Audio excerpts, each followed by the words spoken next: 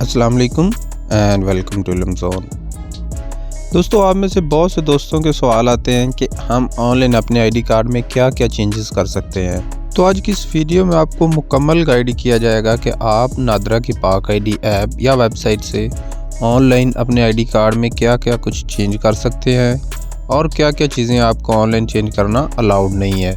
अगर आप भी ऑनलाइन अपने आईडी कार्ड की मॉडिफिकेशन के लिए अप्लाई करना चाह रहे हैं तो सबसे पहले आपको इन बातों का इल्म होना बहुत ज़रूरी है ताकि आपकी एप्लीकेशन रिजेक्ट ना हो सके। तो ये वीडियो मुकम्मल देखिएगा। लेकिन उससे पहले अगर आपने इल्म ज़ोन को सब्सक्राइब नहीं किया हुआ तो अभी इस चैनल को सब्सक्राइब करें और बेल आइकन को लाजमी प्रेस कर दें ताकि आने वाली हर इंफॉर्मेटिव वीडियो आप तक लाजमी पहुँच सके। अच्छा जी, तो यहाँ पे मैं आपको बता दूं कि आप अपने आईडी कार्ड में क्या क्या चेंजेस कर सकते हैं और क्या क्या चीज़ें जो आपको चेंज करना अलाउड नहीं है।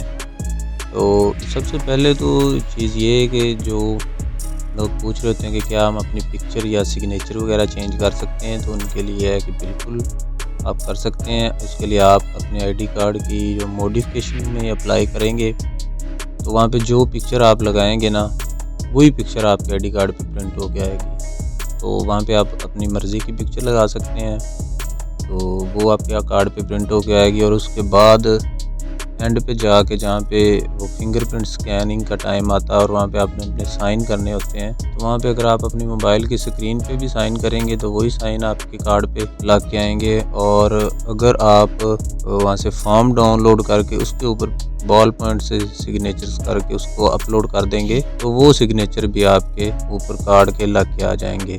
अब इन दोनों तरीकों में से जिस तरह मर्जी आप सिग्नेचर कर लें वही साइन जो है आपके कार्ड पे लग के आएंगे। उसके अलावा और क्या क्या आप चेंजेस कर सकते हैं, उसके लिए ये मैंने नादरा की ऑफिशियल वेबसाइट खोली हुई है, यही इसका लिंक है।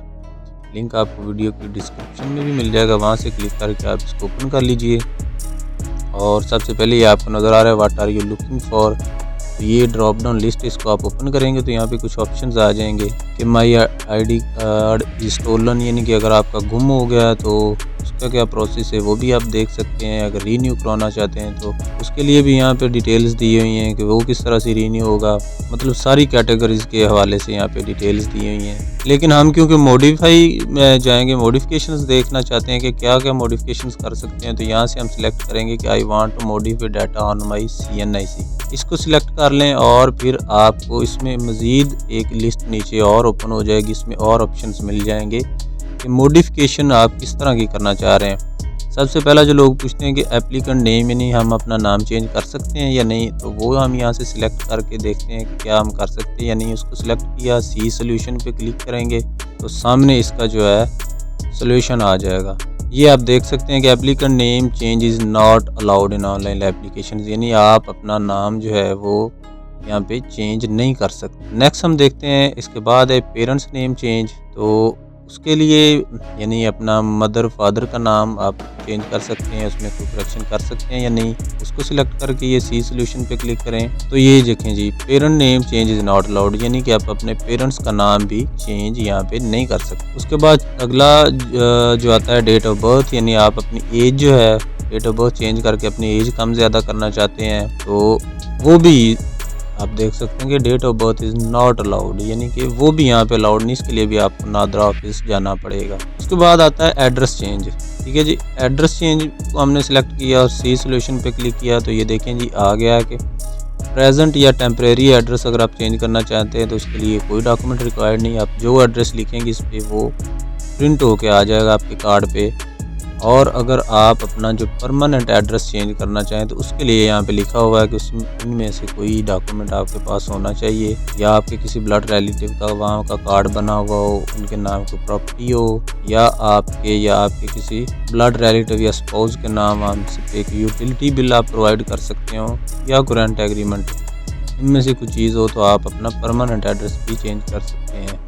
तो एड्रेस चेंज के हवाले से मैंने एक जो है डेडिकेटेड वीडियो बनाई, इस पर डिटेल्ड वीडियो काफ़ी, इसमें काफ़ी चीज़ें आपको बताई हैं, वो आप यहाँ ऊपर क्लिक करके उस वीडियो को देख सकते हैं कि किस तरह से आप एड्रेस चेंज कर सकते हैं। तो आगे बढ़ते हैं जी, उसके बाद देखते हैं मैरिटल स्टेटस चेंज। तो यहाँ पे इसको یعنی کہ ہم اپنی ازدواجی حیثیت اس کو کہتے ہیں وہ چینج کر سکتے ہیں۔ یعنی اس کو سی سلیوشن کریں تو آپ دیکھ سکتے ہیں یہاں پہ اس نے کافی چیزیں شو کر دی ہیں کہ اگر آپ پہلے ان میرڈ ہیں اور اس کے بعد شادی ہو جاتی ہے تو ان میرڈ سے میرڈ کرنے کے لیے نکاح نامہ یا میرج سرٹیفکیٹ وغیرہ چاہیے ہوگا، یا ایفیڈیوٹ یعنی کہ بیان الفی بھی چل جاتا ہے اس کے لیے۔ تو اگر آپ کی ڈائیورس ہوگی تو اس کے لیے ڈائیورس سرٹیفکیٹ، اور اگر آپ اس کو ویڈو یعنی بیوہ کرنا چاہتے ہیں تو اس کے لیے اپنے جو ہسبینڈ یا وائف ہے اس کا ڈیتھ سرٹیفکیٹ یا ایفیڈیوٹ۔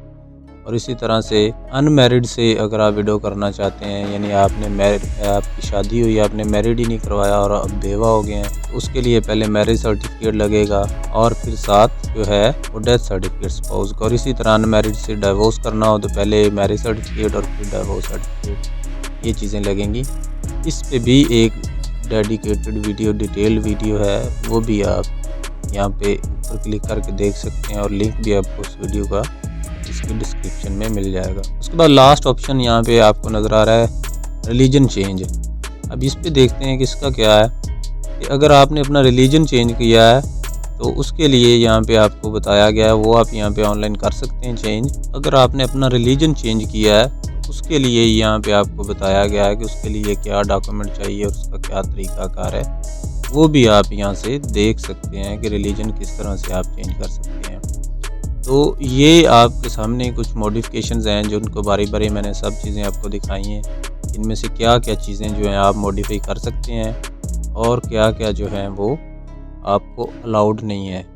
تو اگر آپ نے کارڈ میں کوئی موڈیفکیشن کرنا چاہتے ہیں تو اس سے اپلیکیشن سٹارٹ کرنے یا اپنا فی وغیرہ پے کرنے سے پہلے آپ اس کو ویب سائٹ کو اوپن کر لیں۔ یہاں پہ وہ ریکوائرڈ ڈاکومنٹس بھی آپ کو بتا دے گا اور یہ بھی بتا دے گا کہ کون کون سی موڈیفکیشنز آپ کو الاؤڈ ہیں۔